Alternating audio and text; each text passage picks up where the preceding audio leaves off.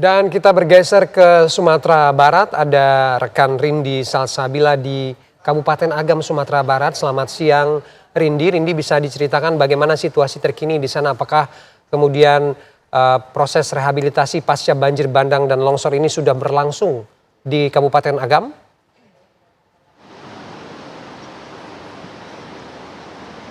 Ya, selamat siang Ferdi dan juga pemirsa. Jika Anda bertanya bagaimana proses rehabilitasi dan juga proses dari trauma healing begitu ya dari warga Agam, Kabupaten Agam, Sumatera Barat, memang tadi kami berencana untuk mengunjungi langsung Malalak melalui jalan Cicincin Malalak. Namun sayangnya kami tidak bisa ke sana karena memang dari jarak 10 km sebelum desa Malalak begitu ya, daerah Malalak, aksesnya terputus begitu, jalannya tertutup seluruhnya oleh longsor, tanah yang longsor, sehingga kami tidak bisa menuju ke sana. Jadi kalau bisa Anda bertanya begitu bagaimana situasi terkini warga Malalak, kami belum bisa mengabarkan karena memang aksesnya terputus dan artinya memang untuk warga Malalak ini terisolir begitu. Dan tadi pun kami sudah menyusuri ya bagaimana jalan Cicincin Malalak, memang di beberapa titik ini jalannya menyempit yang seharusnya bisa dilewati oleh 2 mobil, tapi sekarang hanya bisa 1 mobil, itu pun agak minggir begitu ya ke sisi kiri jalan karena memang tertutup hampir lebih dari setengahnya. Dan terkait kondisi bagaimana selain jalanan yang tertutup akibat longsor, ini seperti yang tampak layar kaca Anda di belakang saya, tepatnya di Simpang Malalak. Ini ada rumah yang hancur yang tadinya dihuni oleh 1 ibu dan 1 anak. Dan untuk mengetahui lebih lanjut bagaimana kronologi dari hancurnya rumah ini, sudah bersama kami dengan salah satu korban. Selamat siang Ibu, dengan siapa dan bagaimana kabarnya pada siang ini? Baik, nama Gusmawati. Kondisinya baik, alhamdulillah. Ibu, mungkin izin boleh mendekat ke sini sedikit, Ibu? Oke. Baik, Ibu boleh tolong diceritakan, sebelumnya kami berduka cita atas apa yang menimpa Ibu dan keluarga. Bagaimana kronologi hancurnya rumah Ibu yang tepat di belakang kami ini, Bu? Ya, biasanya kita juga nggak nyangka bakal kejadian seperti ini kan. Biasanya kalau ada banjir pun kita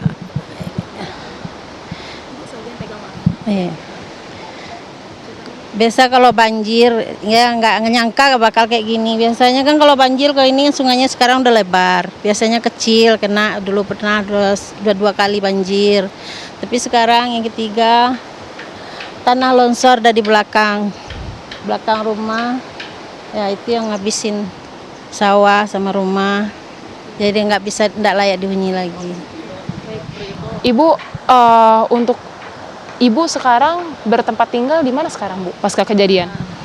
Numpang sama saudara. Ya. Pasca dari kejadian itu, Ibu untuk pasokan air, listrik, dan makannya bagaimana, Bu? Alhamdulillah kita dibantu. Untuk pertama kan kita pas kejadian kita berada di atas, ada rumah 1 di atas itu, tempat saudara. Jadi situ untuk sampai ada yang bantu jemput ke sana kan. Nah, kalau sekarang alhamdulillah kita dapat saudara juga di atas. Ibu, terakhir ini kan rumah Ibu sudah tidak layak huni dan sawah-sawah Ibu juga sudah menghilang begitu ya akibat longsor. Harapan Ibu kepada pemerintah bagaimana, Bu? Ya gimana yang mau bilang juga. Ya harapan kita ya dibantulah gimana bisanya. Ya ini kita kan penghasilnya dari sini, dari hasil tani, kayak saudara saya juga di sini kan. Kalau saya ya berjualan gitu kan. Ibu, terima kasih banyak atas waktu dan kesempatannya. Selamat beraktivitas kembali dan semoga sehat selalu sekeluarga Ibu. Selamat siang. Ya. Ya pemirsa, tadi kita sudah mendengarkan secara langsung bagaimana kronologi hancurnya rumah di belakang saya ini, yang memang tadi sudah dijelaskan bahwa rumah di belakang saya ini tadinya dihuni oleh 1 ibu dan 1 anak, dan juga untuk di sebelah rumahnya ini ada banyak sekali sawah begitu ya.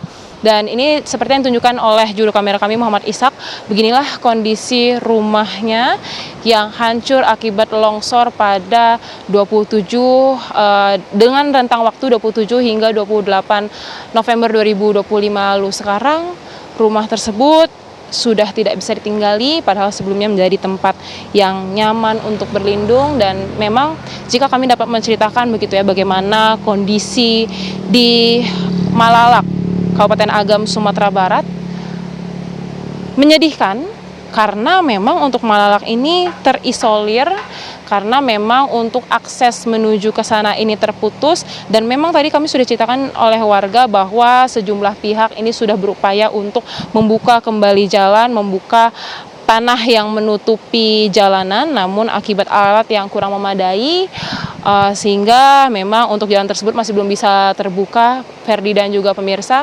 Dan tadi pun juga kami sempat diceritakan oleh warga Pintu Angin Malalak bahwa untuk listrik mereka dari PLN itu sempat baru hidup kurang lebih 3 hari yang lalu, dan untuk akses air bersih mereka mengambil dari gunung yang dialiri dengan selang begitu pemirsa.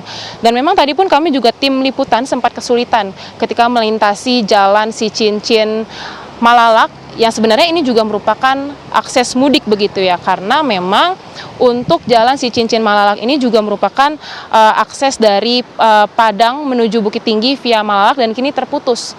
Ini sungguh disayangkan karena sebenarnya jika memang daerah ini tidak terdampak atau sebelum terdampak, ini merupakan area yang sering dilalui oleh warga, lalu juga ada banyak sekali kebun-kebun buah-buahan seperti stroberi dan juga sayur, sehingga ini juga merupakan salah satu tempat wisata di Kabupaten Agam, Sumatera Barat. Namun sayangnya kami tidak bisa melihat aktivitas itu kembali, dan kami tidak bisa ke Malalak untuk mengetahui bagaimana kondisi dari warga Malalak, apakah kebutuhan logistik mereka tercukupi, bagaimana makan mereka, bagaimana minum mereka, dan bagaimana akses air dan listriknya, karena memang untuk bantuan ke Malalak ini sendiri hanya bisa diberikan melalui airdrop atau dari jalur udara. Dan juga tadi seperti diceritakan bahwa relawan pun berupaya untuk memberikan bantuan dengan cara berjalan kaki. Kalau Anda bertanya bagaimana prosesnya, kami tadi ceritakan bahwa sekitar 1 pekan lalu ini sempat ada kurang lebih 50 orang dari warga menjadi relawan untuk membantu para warga yang terdampak di Malalak.